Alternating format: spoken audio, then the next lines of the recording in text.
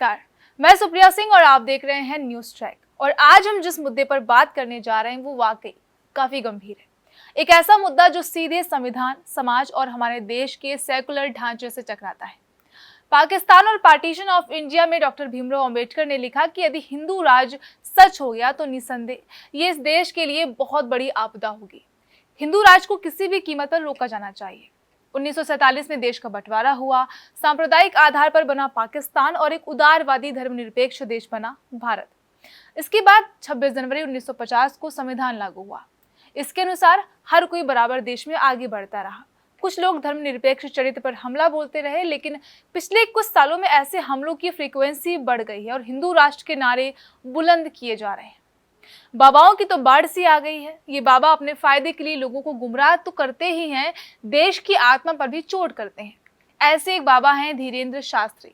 इन धीरेंद्र शास्त्री ने एक बार फिर हिंदू राष्ट्र का नारा बुलंद किया और इसे पाने के लिए हिंदू गांव की आधारशिला रखी है। क्या ये जायज है? क्या भारत अब उस मोड़ पर खड़ा हो गया है जहां धर्म के आधार पर गांव और राष्ट्र तय होंगे?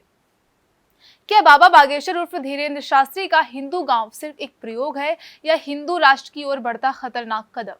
आज की इस रिपोर्ट में हम बिना किसी लाग लपेट की बात करेंगे इस मुद्दे की हर परत पर, इतिहास से लेकर आज की राजनीति तक। आइए जानते हैं क्या है धीरेंद्र शास्त्री का हिंदू गांव मॉडल और क्या ये भारत के संविधान के खिलाफ है। आपको बता दें कि बागेश्वर बाबा धीरेंद्र शास्त्री मध्य प्रदेश के छतरपुर में एक ऐसा गांव बना रहे हैं जो देश का पहला हिंदू गांव होगा।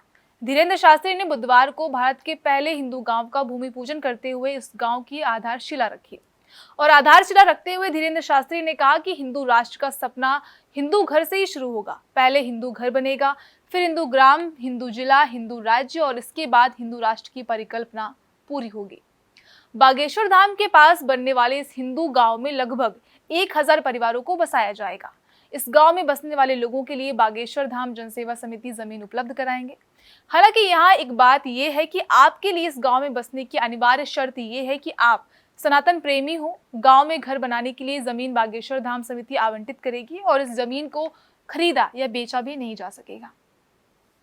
जाहिर है कि अब तक आप ये भी समझ गए होंगे कि बागेश्वर धाम सरकार के बनाए जा रहे इस गांव में प्रवेश करने के लिए भी आपका देश में चल रहे मौजूदा नैरेटिव को हिसाब से हिंदू होना जरूरी है।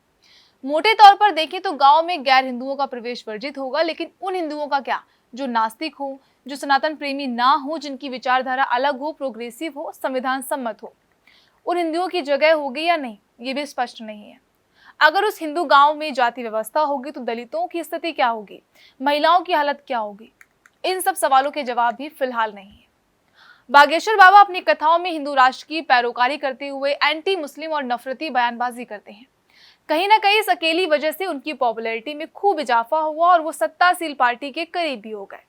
लेकिन यहाँ पर एक सवाल ये भी आता है कि अक्सर मंच से दूसरे धर्मों के खिलाफ नफरती बयानबाजी करने वाले बाबा बागेश्वर के पास आखिर ऐसी कौन सी ताकत या सत्ता है जिसके बलबूते वो अब देश का पहला हिंदू गांव बनाने के साथ देश को हिंदू राष्ट्र बनाने जैसी गैर संवैधानिक और देश को बांटने वाली बात डंके की चोट पर बोल रहे हैं।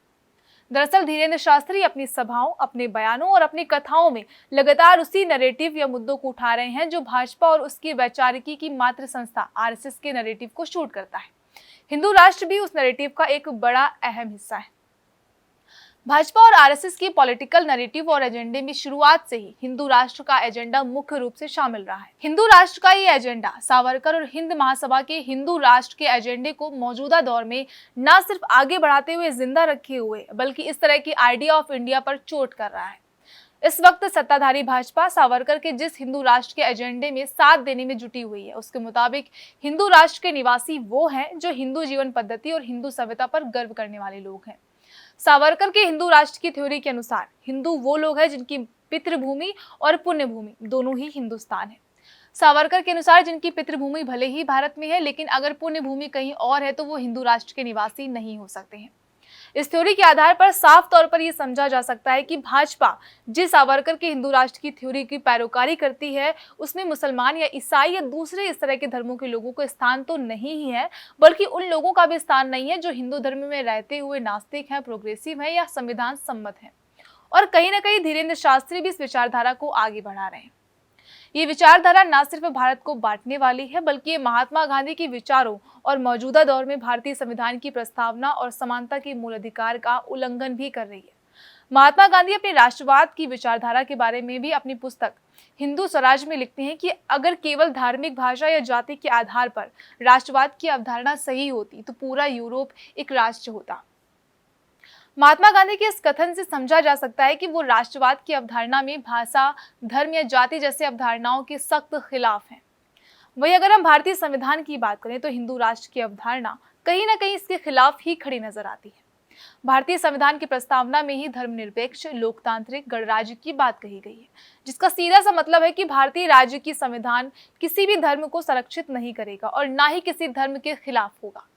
वहीं भारतीय संविधान अनुच्छेद 15 ये कहता है कि राज्य यानी देश या सरकार किसी भी नागरिक के साथ केवल धर्म, मूल वंश, जाति, लिंग, जन्मस्थान या इनमें से किसी के भी आधार पर भेदभाव नहीं करेगा। वहीं सुप्रीम कोर्ट के वकील और कुछ जानकारों ने बागेश्वर धाम सरकार के इस हिंदू गांव को संविधान के खिलाफ बताया है। इसके साथ ही उन्होंने बताया कि किसी भी स्तर पर किसी इकाई को गांव की संज्ञा तभी दी जा सकती है जब उसमें पंचायती राज की व्यवस्था हो। बता दें कि पंचायती राज की व्यवस्था में मूल अवधारणाओं में सामाजिक न्याय यानी सोशल जस्टिस, डेवलपमेंट और सेक्युलरिज्म की बात कही गई है। किसी भी धर्म के प्रमोशन के लिए पंचायती व्यवस्था का प्रमोशन नहीं हो सकता है। ऐसे में किसी भी धर्म, जाति या समुदाय के आधार पर किसी गांव की स्थापना नहीं की जा सकती है और अगर कभी कोई ऐसा कदम उठाया भी जाता है तो पूरी तरह से गैर कानूनी होगा, संविधान विरोधी होगा। ऐसे में यह भी समझा जा सकता है कि धीरेन्द्र शास्त्री अपने इस हिंदू गांव की स्थापना और हिंदू राष्ट्र की अवधारणा के जरिए संविधान के खिलाफ काम कर रहे हैं। अब जब संविधान के खिलाफ काम हो रहा है तो देखने वाली बात होगी कि सरकार इस पर कोई कार्रवाई करती भी है या नहीं। हिंदू राष्ट्र की वकालत करने वालों के लिए मनुस्मृति संविधान से बढ़कर मनुस्मृति लिंग और जाति के आधार पर डिस्क्रिमिनेशन के कायदे सेट करती है। ऐसे में क्या बाबा बागेश्वर जैसे लोग जो फिलहाल मुसलमानों के खिलाफ नफरत का माहौल तैयार कर रहे हैं, आगे तथाकथित निम्न जातियों के लोगों और औरतों के खिलाफ जंग छेड़ेंगे? तो सवाल बड़ा है, क्या इस देश की आत्मा को बचाना जरूरी है या सिर्फ धर्म के नाम पर बंटवारे को जायज ठहराना? संविधान, गांधी, अंबेडकर, इन सबका सपना एक समान, समावेशी और धर्मनिरपेक्ष भारत था। लेकिन क्या आज वो सपना खतरे में है? क्या हिंदू राष्ट्र की ये आवाज भारत के लोकतांत्रिक ढांचे पर हमला है?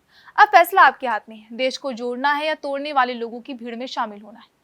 अगर आप इस रिपोर्ट से जुड़े हैं तो वीडियो को लाइक करें, शेयर करें और अपने विचार कमेंट में जरूर बताएं। न्यूज़ टैग को सब्सक्राइब कर लीजिए और जुड़े रहिए हमारे साथ हर उस मुद्दे पर जो देश को प्रभावित करता है।